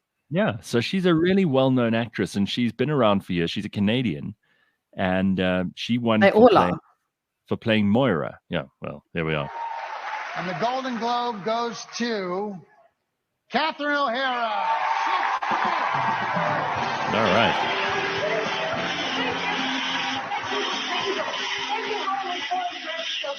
Oh, see, these are the technical issues they're having. So it's not just us when we have problems with podcasting. Clearly, even the Golden Globes have their technical issues. She starts talking and the music's still going. Let's see if we can hear anything she says. Just to share your goodwill for my lovely fellow nominees. And this is great. Thank you so much. I am happily and seriously indebted to Eugene and Daniel Levy. From day one, they treated me like something like this might happen. They created an inspiring, funny, beautiful film. All right, blah, blah, blah. You can listen to it if you're really into it. But there we go. They have their technical issues too. I don't know if this is a great way to do the Golden Globes. Frankly, I was bored with them before. This would be even harder for me to watch. And I don't think I'm the only one. They should have it outside. Try that. Have everyone some good show. Big sports field. Good show, that Schitt's Creek. I just love the name. Oh, brilliant. You see, I don't feel guilty anymore about not watching something I'm on the onset not interested in. I don't like to take suggestions from other people anymore. I won't force myself to watch something just because other people watch it. But Schitt's Creek is one of those things that I tried to watch. I couldn't even make it through the first episode. I don't know. It's just a little too corny for me. A lot of people right now are talking about this 4-part Netflix documentary. And I love me a good murder, some blood, some gore, sign me up. But it's something along the lines of The Vanishing at Hotel Cecil, or the Cecil Hotel. Yes. I've got that on my list. I couldn't even make it through the first 5 minutes with that. So maybe I'm just getting old and grumpy and set in my ways. But I just go, ugh, next, I'm over it. Be in good company if you are, because I've said this before on the show. I feel like Leigh-Ann and I have poisoned you against so much already. I think a lot of it comes from you anyway. Well, pass the scoop and I'll leave my dentures out later. Join the club. Yeah, a lot of people are suggesting that the show Undoing with Nicole Kidman and Hugh Grant. Absolutely brilliant. Well, it was so good over the weekend to watch Casino. I also did see this other brilliant movie called The Outpost. It's actually a true story about the Battle of Kamdesh in Afghanistan. I think it was 2009. They basically, the story goes around, and it's based on a true story of these Americans who were sent to guard this indefensible outpost in the Hindu Kush Mountains of Afghanistan. And they were the most decorated unit in the American military during the Afghanistan and Iraq wars, because there was so much heroism in this absolutely terrible, stupid place to put a base. It was one of those forward operating posts. And I don't know how, but the idiots who decided to build this place built it right at the bottom of a valley, completely surrounded by mountains. And, you know, all you have to do if you want to kill people at the bottom of a valley surrounded by mountains is just keep throwing hand grenades from the top of the mountains into the valley. They can never get you. You can always get them. And how these people survived is just extraordinary. The whole story is just unbelievable. And it was a great, great movie. So that was my weekend. Basically, The Outpost and Casino with Robert De Niro, Sharon Stone, and Joe Pesci. So I had a very nice Saturday evening. Nice and lazy. All right. We got lots of things to get to today, and not all of them are around movies and TV shows. Apparently, we've got this is nice. Leigh-Ann has 7 emails you should send every week to get ahead in your career. So we try to give good advice. I usually hate these things. Please tell me it's not some soppy thing of like sending your boss a mail to let them know that they're great or any of that shit.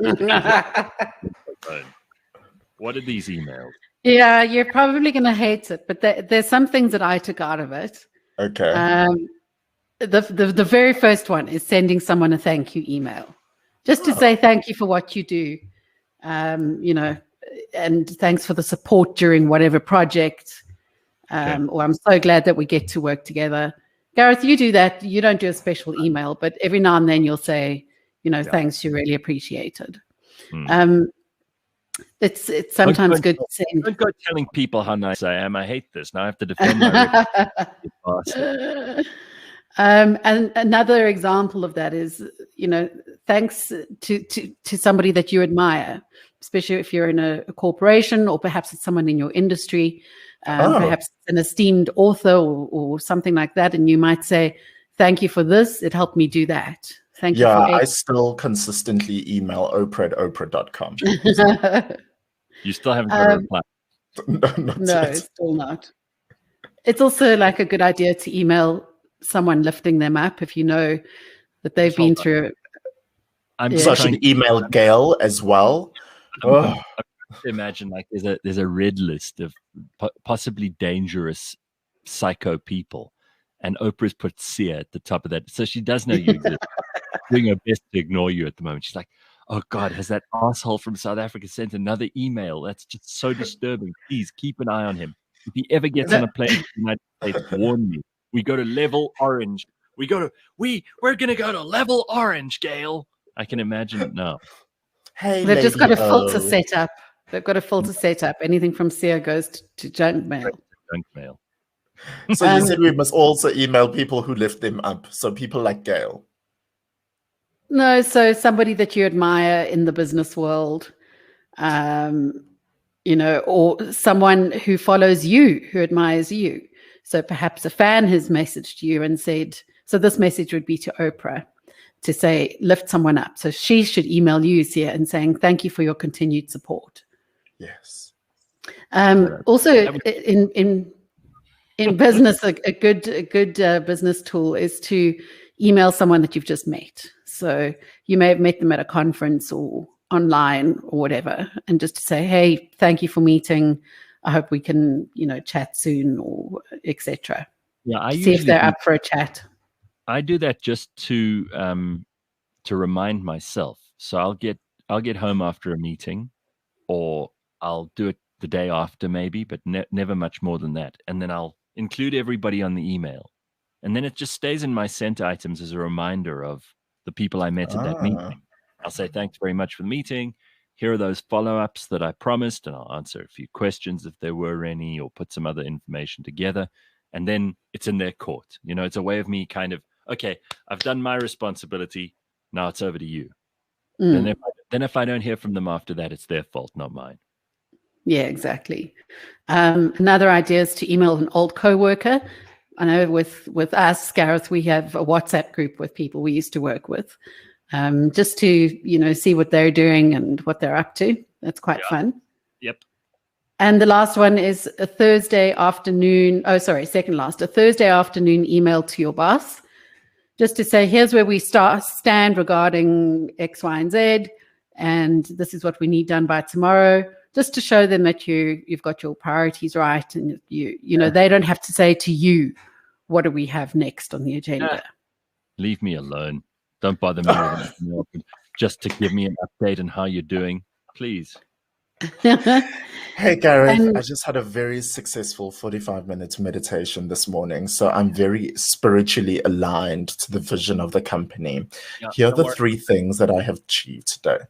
Yeah. You know what? In the job that I'm in at the moment, it's actually, that email is crucial, because otherwise on Monday morning, I get one saying, where are we with this? Update me with that. Right. So if I can preempt it, I take away that stress on a Monday morning. That makes sense. And the last one is a Friday afternoon email to yourself. So, a note to self, just suggesting maybe just jotting down some of the wins that you've had this week, some of the things that you've learned that you want to remember, any ideas that you've got for the next week. You keep your journal, Sia? Because that's almost like a journal entry. I don't write a dear diary every single night, but now I've just started writing, because I did that, and now I have these volumes of journals that I have no idea what to do with. So now I just write about significant things if there's a major milestone that happened, but not every single day anymore. I actually went through them about 2-3 weeks ago, and I thought, this is pitiful. This is so pitiful. I remember, like, and then I feel also I'm just picturing you. Hang on, I'm picturing Sia writing down in this little journal. And yesterday I woke up and there was a terrible stink in the air from all the hydrogen sulfide coming out of Secunda. It was awful. It made me feel ill. Honestly. But today, let me just try and find they're right here. Actually, 2 seconds. He's gonna dig them up. Oh gosh. What would you even write? But that's also another thing. It's another thing that's kind of been replaced. I mean, if we want to keep a diary, we don't generally write things on paper. Well, I mean, you'd send someone you care about a little WhatsApp or something, maybe even a voice note. Yeah. That almost takes the place of those emails you were talking about as well. Are those all your journals? My God, that is a lot of paperwork, Sia. And those are all full? And put on his headphones. Are they all full or all full? Or awful and awful. So you've filled those up. Every one of those is what, like handwritten pages, and they're all chock full of your stuff. Just everything. Just random things. So this I kept from 2016. All right. On the 22nd of March 2016. I've been neglecting some of my friends and my family, but I'm grateful for the love from them. I'm also grateful for, I could gag. I'm grateful for a calm breeze and a clean house. What the heck was You are Oprah Winfrey's child. There's no one else who would ever write that stuff. You wrote that in 2016? Yes. Oh, gosh. You were grateful for a clean house and a calm breeze? A calm breeze. I don't know. I guess that was the thing to say. That's unbelievable. This is like textbook. I've got to give these to a psychologist and have them figure you out. That's unreal. 2nd of May 2016, I got the opportunity to see Mariah Carey live in concert today. Wow. Where was that? When she was performing in South Africa. Wow. Jesus, she was Jesus. And what did you say about it? Did you say you loved her? That was just the entry, the wow part of it. Man, that's unbelievable. So basically you have a record of every day of your life up to a certain point. That's fairly impressive. I mean, it sounds embarrassing and stupid now. Oh, here's something about you, Gareth. This is nice. Oh, no. 26th of April 2016. On the car ride to and from the CEO Sleep Out launch today with Reen and Gareth, I got to get unprecedented advice from them both. Who uses the word unprecedented when writing? Only when there's a virus. I'm grateful for growing more and more stronger in myself, in networking opportunities, and I'm grateful for clarity on things that bother me. All right, that is so weird.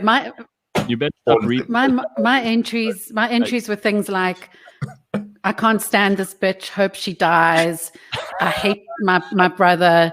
He, I never want to see this person again. I'm so depressed. Stuff the world. People suck. All of these need to be burned. Well, both of you better stop with these diary entries, because even reading them out now is adding to the sulfur and the hydrogen sulfur. Like, it's disgusting. You want to make the air pollution worse? Just keep reading Sia's diaries.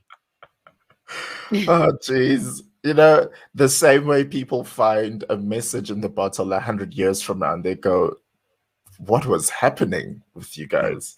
So I don't know, I'll donate that somewhere and people will. If you're like Sia and you keep a diary, that's a discipline I've never managed to get. I always start off on a project like that and I'm all excited and gung-ho and I'll start writing things down, but I'll probably do it in bullet points. I wouldn't write actual sentences like Sia did, like things I've done today. And it would be a list of 10 things that I got done today. But then eventually it would just give way to a to-do list, which I would cross off. And then eventually I wouldn't even be using the journal anymore. I'd be putting it on my phone on notes.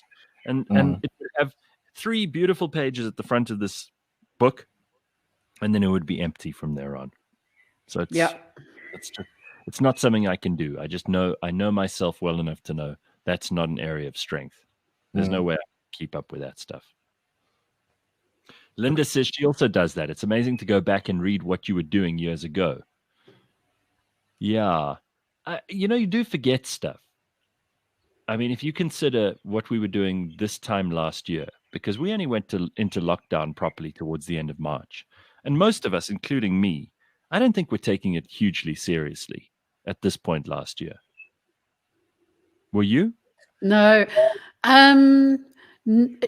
Yeah, I think at this point we might have started taking it seriously. It was more scary than anything else because we were seeing pictures of drone footage of empty highways overseas and things like that. So it was like quite eerie at this point, I think. I don't remember. I don't think a wedding.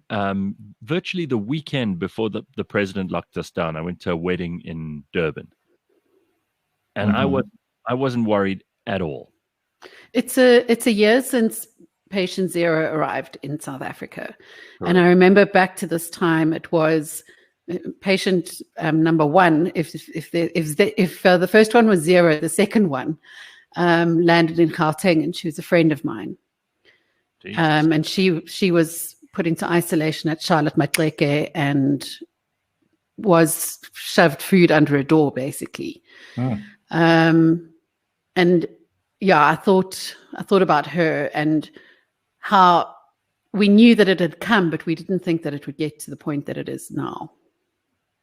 Should we do anything to symbolize a year in lockdown? No, just carry on with your life. Try and get back to normal as quickly as possible. I'm not celebrating this at all. I think it was. We'll light a candle. I'll light a candle. You can light it, and you can write a diary entry, Sia, about how you feel about a year of lockdown. Because well, it's funny though, thinking about how much we've flip-flopped or how our seriousness around this has changed so much. Because I remember one of the first things being at home in Durban for lockdown and taking a walk. Remember when we had that 2-hour window? To us it felt like it wasn't even a 2-hour, a 1-hour window. I think there was a period before where it ended at 9, where you couldn't leave your property. Remember in the beginning, you could not leave your own garden, basically. Yeah, but then when we had those morning. You can walk around. Yes, we would finish the show at 8, and then I'd have an hour before the end at 9. Hour to go and harass that dude who you saw walking on your street, who you would stalk basically every morning. And I remember that. But I remember how I got into a fight with one of the neighbors because they said, "Where is your mask?" So masks weren't even a thing around March, April. But I do want us to move on to something which I wanted to do on Friday last week, because Leigh-Ann is usually very good at these things, and they've renamed all these cities and people are talking about that. And obviously it's a hugely emotive issue because you've got the Eastern Cape, which is run worse than the most unprofitable spaza shop in the whole world by a government that really couldn't get its head out of its ass if it tried. And they've renamed a bunch of places, including Port Elizabeth, and we don't have to go through those because that's kind of boring. But I did get a Xhosa tongue twister, which I want Leigh-Ann to give her best go at, and then we'll see if you can do this as well. Because we've often done the tongue twisters on this show that literally, larily, lorily, larily, or any of those very complicated ones. About I think we did the what was it? Stuck. What was the one I made the other day? Something about socks. Sock cutters. Sock cutters. That was what it was. And Sia didn't actually mess it up, and neither did I. We managed to get it right. We didn't say anything rude the whole way through that tongue twister. But now we've got one with lots of Xhosa in it, and this is obviously a little bit more difficult. So we're going to let Leigh-Ann tell us how to do it. Have you got your tongue twister? Where do I find it? I think it's in our group. On the WhatsApp group.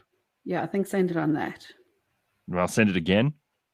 You I didn't see it. Let me send it to you again. All right. This is, by the way, it's considered to be the most difficult. Okay, I've got it. Yes. Got it. All right, cool. All right. So it's considered to be the most difficult thing in the world for anyone to say, because obviously Xhosa's got all those clicks in it, which makes it very, very hard, unless you've grown up speaking Xhosa. And the person who sent this to me was wondering whether Sia or Leigh-Ann could do it, David.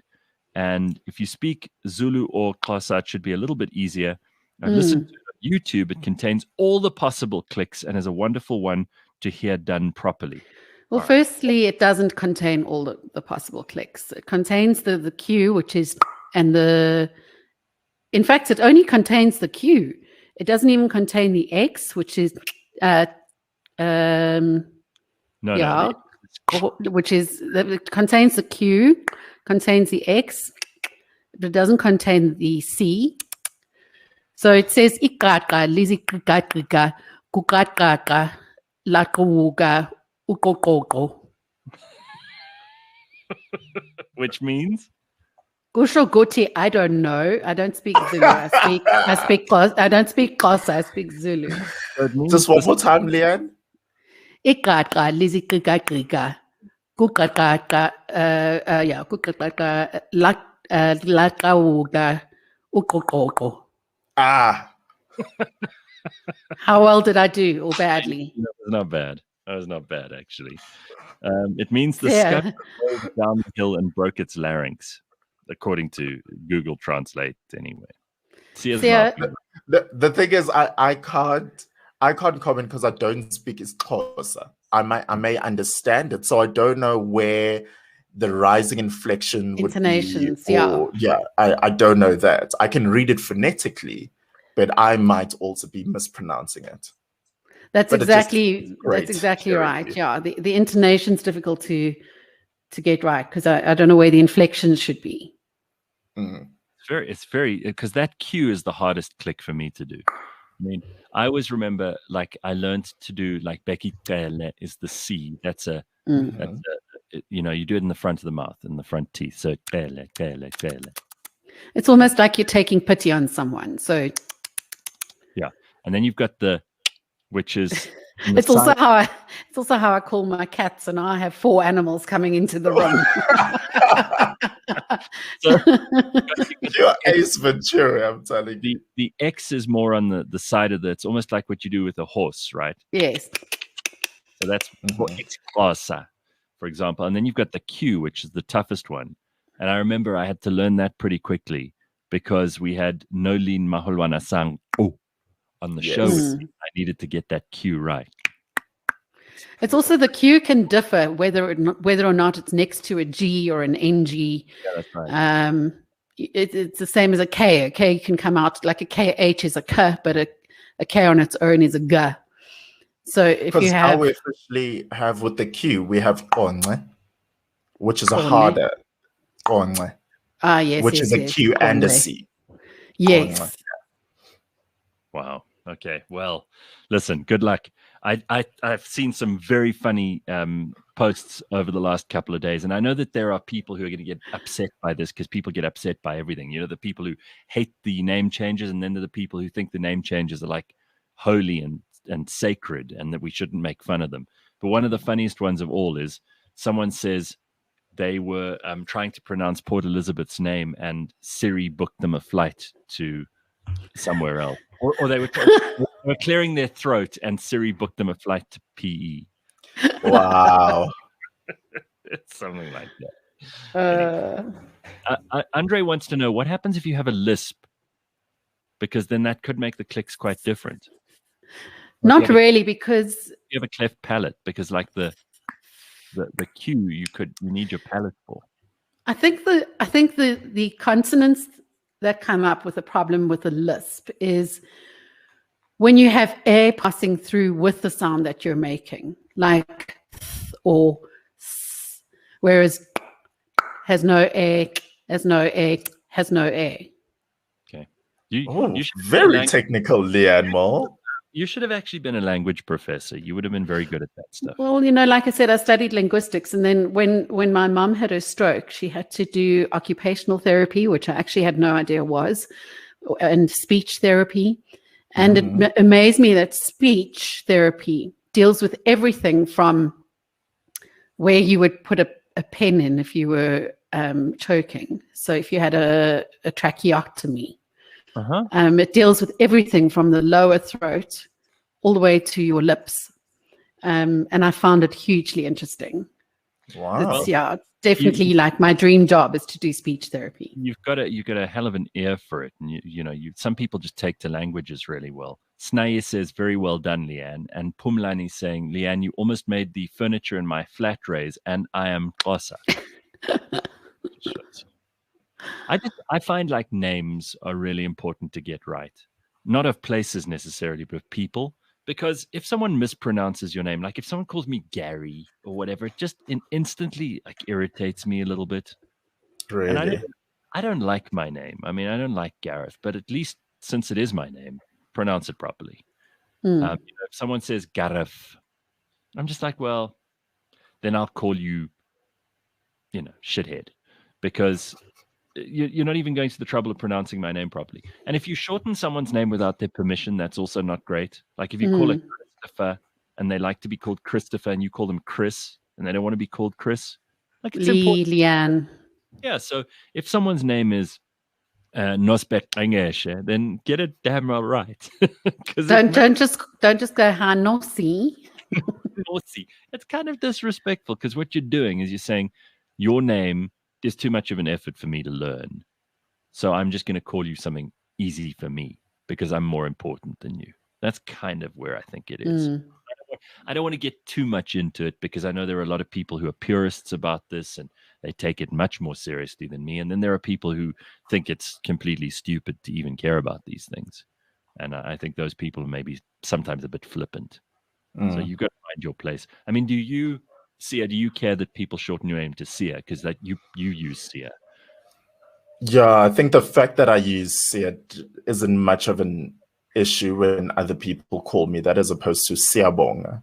And as well, I don't have a difficult name if you aren't an isiZulu speaker. There isn't an NHL or a DLA that some people would struggle with. But it is difficult. It's difficult for you to swallow like Siyabonga, because it sounds so different to Siyabonga, right?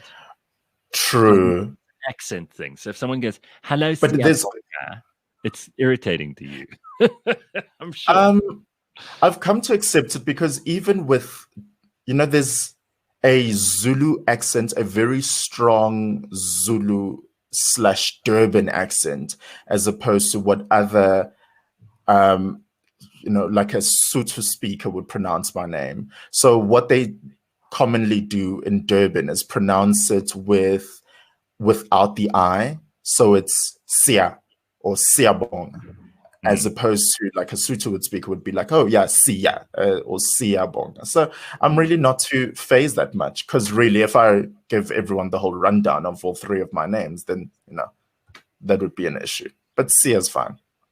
And Leigh-Ann is like hyphenated, so some people will get by with just Lee. Doesn't that irritate you? Yeah, it irritates me if it's a formal situation and I've sent an email with my name as Leigh-Ann, or when the internet seems to be putting some hyphens in for you at the moment. Yeah, I thought that's quite a hello. Sorry, you went on the buzz there, on the blink for a second. What happened? Because you went Lee and then went and. It was very odd. Oh no, it's still there. She's definitely having internet problems. Dogozo says she's been called intercourse her whole life. Oh, intercourse. Okay. No, Dogozo, that's not funny. Zandi says we used to laugh at people who had a lisp at school because they struggled with phonetics. Yeah. Shame, man. I just think, listen, if you make an effort, I think that's all that matters to people. But if you don't even make an effort, if you just say things, without even attempting to say someone's name properly. Then it can be quite insulting. Snai says he's spelt, the name on the ID is spelled Sinaye, Sinaye, but you pronounce it as Snaye. I get so irritated with people who call me Sinaye or Sinaya. So same thing with that, almost omitting the I and just and you can, if someone makes a mistake, which is obviously something anyone could do. So someone maybe mispronounces your name and they make a mistake the first time, you can correct them and then they'll try again. But if they just can't get it right after 3 tries, let it go. Then it doesn't. I did have someone in the States mispronounce my name and they called me Sire, but that I wasn't angered by. It is I, Sire. Yes. No. It's very funny. So look, I mean, some people will continue to use old names for these places because they just don't care. And some people will use the new name, and some people will think it's very rude if everyone doesn't use the new name. It's not that important with places, but with people, I think it matters because that is the name that they go by. That's what they're called. And it matters what you call people. There's still some people who refer to the street names as what they're used to. There's still some people who refer to OR as, what was it before? Jan Smuts. That's it. So, but why do we still have Jan Smuts Avenue? If that was the case. Because they only renamed the airport. They didn't rename the street. Yeah, but why didn't they, is what I'm saying. Well, why would they rename the street? There was nothing wrong with Jan Smuts. They just decided to make OR Tambo more important at the airport. It wasn't as if they had a problem with Jan Smuts. Jan Smuts wasn't one of the architects of apartheid. And by the way, there are still a whole bunch of Hendrik Verwoerd streets all over the country, and he was an architect of apartheid. So you tell me. Anyway, look, the whole renaming thing is just, it's cosmetic. Some people think if you just give something a different name, it changes everything. It doesn't. And I feel like we should be building more and new, and we shouldn't worry so much about changing old. If we have new ones being built and better ones being built, let's give those new names by all means. I don't see the point of a huge renaming campaign when it's just a waste of money and people in the Eastern Cape don't have water, electricity, and housing, and education, frankly. It's a deeply disappointing province, and there's a lot that they could do with the 300 million or whatever they're going to spend on redoing billboards and signs. It's just stupid, and no one can argue with that, even if they have all the best intentions in the world, because that money is going to be spent on something which is purely cosmetic. Denise says, I had a school teacher that misspelled my name every time she wrote it somewhere. She'd write it as, now, Lenise, you spell Lenise, but this teacher would write Lenies or Lenese or whatever. Yeah, you eventually just get the impression like this person doesn't really care about how my name actually goes. And it does. I sometimes even have family spelling my name wrong, but that's because mine's a little bit of a different spelling. And because there's so many ways to spell my name. Yeah, I've got birthday cards where people have written my name wrong. Wow. There are at least 2 ways to spell Lee and at least 2 ways to spell Anne. And then there are all the combinations of the different Lees with the different Annes. So yeah. Good point. And then you have some people who are very particular about how you spell their name, and they just do not let it go at all. I had a teacher in high school who had what he called umlauts on his letter. I say he as if he made it up anyway, but his surname was Moller, and he just despised it if you spelt it just Moller. You had to put the umlauts over the O. And then there's some Andres or Shantays who need that Beyonce thing on the E. Accent. Yeah, the accent. It's the Beyonce thing. Now those accents, if you're French, it matters which way the little accent goes. Mm-hmm. So if it I didn't know that. If it goes up on the right, I think that's called an accent aigu, and if it goes up on the left, it's called an accent grave. And they're very different. They make the whole sound different. So now we're getting into complicated territory. Well, the one would be like, if it was L-E-V, it would be lev. But if it was L-E-V-E with an upward one, would be Leve. That's right. It's complicated. I'm telling you. I don't even know. I studied this stuff at varsity, and I can't tell you. Mm-hmm. There is a Cape Town road called Gert van Rooyen Road. Really? That pedophile was given a road? I don't think they named it after him, but I do know that there's a road. Asking for a friend here. Okay. Can you sorry, I'm asking for a friend. Go on. Can you submit to have your name on a road, or you're not asking for a friend? You want Sia Sangweni Avenue. I mean, Gareth Cliff Cove, Gareth Cliff Cul-de-sac, Leigh-Ann Manor. No. Well, didn't we all learn a lesson from Dolly Parton last week when they wanted to put up a statue of her at the Tennessee legislature, and she said, "No, thank you. Please don't put a statue of me up.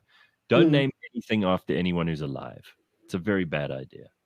Name it after people who've died, who you want to honor, and let's just keep it at that, because there's still time for the ish to hit the fan if you're alive. Correct. And even when you're dead, there's time for the ish to hit the fan. And we've seen statues coming down, and she actually said that it was the wisest comment being made by any celebrity in ages. She's probably the smartest of all the celebrities in the world right now. Dolly Parton said, look, considering what's going on with statues, I would prefer not to have my statue put up, if you don't mind. She says, once I'm dead and gone, you guys do whatever you want. I would be very honored. I love the state of Tennessee. But right now, please, I'd like to remove my name from consideration, which is just so great. God bless you, Dolly Parton. Makes me love you even more. It would be kind of cool to turn left into Sia Sangweni Street. No.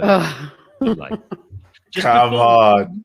Before we finish off this morning, I want to talk about starting something special and something different on the show, something which Sia and I have been talking about for a long time. And that is the idea of, we often discuss mental health on the show, and we often discuss the impact of the world that we're living in now and what that world is doing to all of us mentally, psychologically, emotionally. And I was talking to someone over the weekend who I think might be a really interesting person to have on the show. If we can do it differently, it wouldn't be like, calling in and unburdening yourself of your psychological problems. But if there's something in particular that you're struggling to deal with, and we often get questions and comments from people who listen to the show, it might be worth putting together something new. And I was thinking about this, much like we've put together, the one thing for the week, or the burning platform, or George Meany coming in to talk about cars, or whatever else, to have almost a once a week thing where we could check in with a really interesting, really cool, really forward thinking, futuristic sort of psychologist, therapist, and talk about mental health. Do you think that would work? Is anyone interested in that, or do you think it's boring? I'm very interested in it. I've never, through all of the psychologists and psychiatrists I've never met so much of a forward-thinking one. They seem to rely a lot on theories and practices that have worked in the past. So that would be hugely interesting to me. Well, I know the right person to do this with, and if you guys are keen, then it might be worth looking at. So if you have any suggestions about whether or not this is something you'd be interested in, just email me or Sia, or you can message us on all the various platforms. But get hold of us through the website, and we'll start putting it together. I think it could be quite cool. Very good. Yeah. Tell us what are you worried about right now? And what are you interested in discussing? Is it your relationship? Is it your finances? Is it that's a good place to start. What are you worried about? Yeah, what keeps you up at night, and what are the things you'd want people to discuss? And let us know on those various means that you can get hold of us on. And that is it for this morning. I'm afraid we're out of time. It's 8 o'clock. CliffCentral.com. We will see you tomorrow morning bright and early at 6.